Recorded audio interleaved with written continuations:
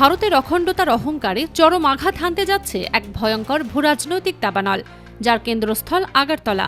দীর্ঘ 7 দশকের বঞ্চনা, সীমাহীন শোষণ এবং অবজ্ঞার শিকার হওয়া ত্রিপুরার রাজ্যটি এবার সরাসরি ভারতের মানচিত্র থেকে বেরিয়ে বাংলাদেশের সীমানায় যুক্ত হওয়ার এক চূড়ান্ত প্রস্তুতি নিচ্ছে।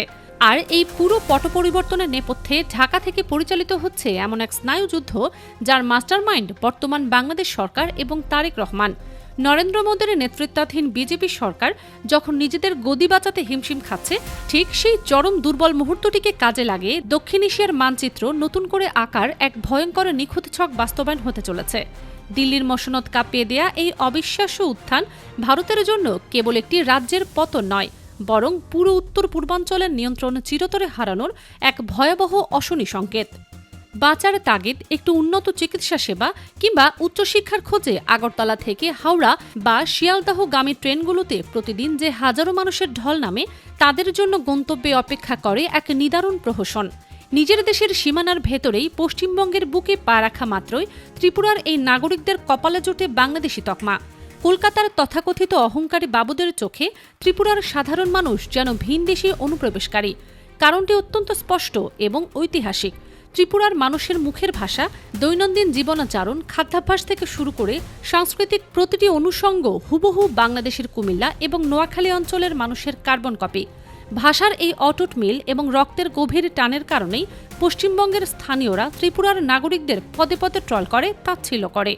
নিজেদের কষ্টার্জিত অর্থ ব্যয় করে চিকিৎসা সেবা নিতে গিয়েও তাদের প্রতিনিয়ত দ্বিতীয় শ্রেণীর নাগরিকের মতো চরম অপমান হজম করতে হয়। বছরের পর বছর ধরে কলকাতার এই প্রকাশ্য বর্ণবাদ এবং দিল্লির নীরব সম্মতি ত্রিপুরার মানুষের বুকে এক ভয়ঙ্কর বারুদের পাহাড় তৈরি করেছে, যা এখন বিস্ফোরণের অপেক্ষায়।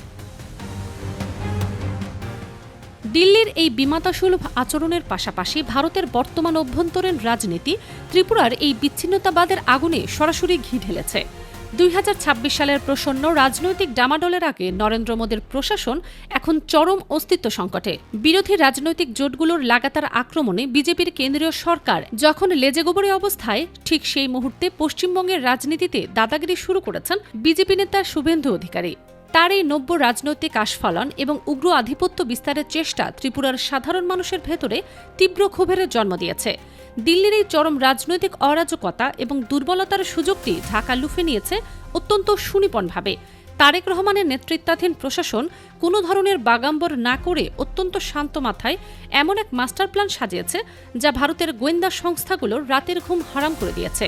মোদী সরকার যখন নিজেদের দলীয় কোন্দল মেটাতে ব্যস্ত, তখন ত্রিপুরাকে অর্থনৈতিক এবং সাংস্কৃতিকভাবে বাংলাদেশের দিকে টেনে আনার এক নীরব কিন্তু প্রাণঘাতী প্রক্রিয়া শুরু হয়ে গেছে। ভৌগোলিক ব্যস্ততার দিকে নজর দিলে দিল্লির নীতি নির্ধারকদের হৃদকম্পন শুরু হওয়াটা অত্যন্ত স্বাভাবিক। ত্রিপুরা কোনোভাবেই ভারতের মূল ভূখণ্ডের স্বাভাবিক অংশ নয়, বরং এটি বাংলাদেশের পেটের ভিতর ঢুকে থাকা একটি অবরুদ্ধ জনপদ। এর 3 দিক জুড়েই রয়েছে বাংলাদেশের আন্তর্জাতিক সীমানা। হাজার হাজার মাইল দূরের দিল্লি থেকে ত্রিপুরার জন্য উন্নয়নের যে ফাঁকা বুলি ছোড়া হয়, তা কখনোই আগরতলার মাটি স্পর্শ করে না। বছরের পর বছর ধরে রাজ্যটিকে কেবল একটি শোষণের চারণভূমি হিসেবে ব্যবহার করে আসছে ভারতের কেন্দ্রীয় সরকার। অথচ ত্রিপুরার অর্থনৈতিক মুক্তির চাবিকাঠি লুকিয়ে আছে প্রায় 75 কিলোমিটার দূরের বাংলাদেশের চট্টগ্রাম সমুদ্র বন্দরে। ঢাকা যদি ত্রিপুরাকে চট্টগ্রাম বন্দর ব্যবহারের অবাধ সুযোগ করে দেয়, তবে আগরতলার অর্থনীতি কয়েক মাসের মধ্যেই ফুলে ফেপে উঠবে। স্থানীয় চা বাগান, পাহাড়ি মূল্যবান কাঠ এবং হস্তশিল্পের বিশাল বাজার সরাসরি বিশ্বের দরবারে উন্মুক্ত হবে। পেটের ক্ষুধা এবং অর্থনৈতিক মুক্তির এই অমোঘ হাতছানি ত্রিপুরাকে দিল্লির পরাধীনতার শেকল ভাঙতে সবচেয়ে বেশি প্ররোচিত করছে। তারেক রহমানের এই অর্থনৈতিক কূটনীতির কারণে ভারতের সামরিক হুঙ্কার পুরোপুরি অকার্যকর হয়ে পড়েছে। ত্রিপুরা কখনোই ভারতের পরাধীনতার জিঞ্জির স্বেচ্ছায় গলায় পড়েনি।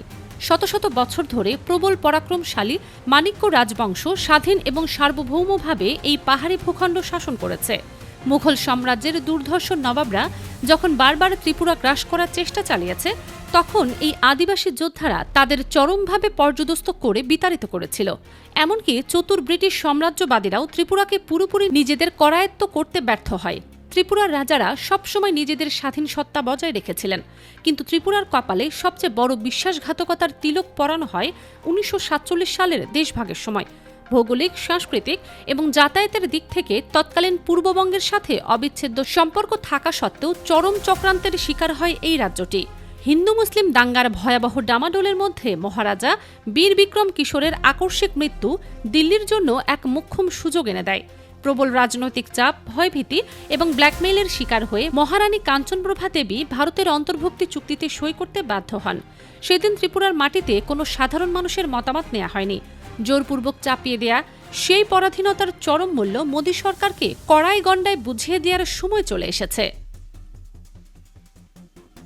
এই ক্ষোভের আগুনে সবচেয়ে বড় প্রভাবক হিসেবে কাজ করছে 1971 সালের রক্তের ঋণ। ত্রিপুরার মূল আদিবাসী জনগোষ্ঠী TTAADC অঞ্চলের নিয়ন্ত্রণ ধরে রাখলেও বর্তমানে এই রাজ্যের প্রায় 70% মানুষই বাঙালি। এই বিশাল বাঙালি জনগোষ্ঠী হঠাৎ করে আকাশ থেকে নাজিল হয়নি। 71-এর মহান মুক্তিযুদ্ধের সময় পাকিস্তানি হানাদার বাহিনীর নির্মম গণহত্যার হাত থেকে বাঁচতে যখন লাখ লাখ বাংলাদেশি ত্রিপুরায় ছুটে গিয়েছিল, তখন এই রাজ্যের নিজস্ব জনসংখ্যা ছিল মাত্র 15 লাখ। অবিশ্বাস্য হলেও সত্য, সেই 15 লাখ ত্রিপুরাবাসী নিজেদের মুখের খাবার ভাগ করে আরও 15 লাখ বাংলাদেশিকে বুকে টেনে নিয়েছিল। যুদ্ধ শেষে সেই ছিন্নমূল মানুষের বিশাল একটি অংশ সেখানে স্থায়ীভাবে শেকড় গাড়ে। 71-এর সেই রক্তের সম্পর্ক, সেই নারীর টান আজ কাঁটাতারের বেড়া দিয়ে আটকে রাখা দিল্লির পক্ষে অসম্ভব হয়ে দাঁড়িয়েছে। ত্রিপুরার বর্তমান প্রজন্মের বিশাল একটি অংশ মনে প্রাণে বিশ্বাস করে তাদের চূড়ান্ত নিয়তি এবং প্রকৃত গন্তব্য বাংলাদেশের সাথে যুক্ত হওয়া। রক্তের এই অটুট বাঁধন ছিঁড়ে ফেলার কোনো সামরিক ক্ষমতা মোদী প্রশাসনে নেই। ত্রিপুরা হাতছাড়া হবার মানে ভারতের জন্য কেবল একটি রাজ্যের মানচিত্র বদল নয়, বরং এটি পুরো উত্তর পূর্ব ভারতের কফিনে শেষ পেরেক ঠুকে দেওয়ার শামিল। ত্রিপুরা হল ভারতের বিখ্যাত 7 সিস্টার্স রাজ্যগুলোর সবচেয়ে গুরুত্বপূর্ণ সামরিক এবং বাণিজ্যিক করিডর। এই ভূখণ্ডটি যদি তারেক রহমানের নিখুঁত মাস্টার প্ল্যানে বাংলাদেশের সাথে একীভূত হয়ে যায়, তবে ভারতের বাকি উত্তর পূর্বাঞ্চলীয় রাজ্যগুলোর সাথে দিল্লির সমস্ত সামরিক ও লজিস্টিক যোগাযোগ তাসের ঘরের মতো ভেঙে পড়বে। ভারতীয় সেনাবাহিনীর শীর্ষ কমান্ডাররা এই ভয়াবহ পরিণতি সম্পর্কে সম্পূর্ণ অবগত। সাউথ ব্লক তাই যে কোনো মূল্যে ছলচাতুরি কিংবা চরম বল প্রয়োগ করে হলেও ত্রিপুরার এই গণবিস্ফোরণ থামিয়ে দিতে মরিয়া হয়ে উঠেছে। কিন্তু ত্রিপুরার রাজপত্রের বর্তমান চিত্র সম্পূর্ণ ভিন্ন কথা বলছে। ইন্টারনেট এবং অবাধ তথ্য প্রবাহের এই যুগে ত্রিপুরার তরুণ প্রজন্ম অত্যন্ত সচেতন। তারা প্রতিদিন দেখছে কিভাবে বাংলাদেশের অর্থনীতি মেগা প্রজেক্ট আর আধুনিকায়নের হাত ধরে আকাশ ছুঁতে চলেছে, আর অন্যদিকে তারা দিল্লির চরম অবহেলায় অন্ধকারে তলিয়ে যাচ্ছে।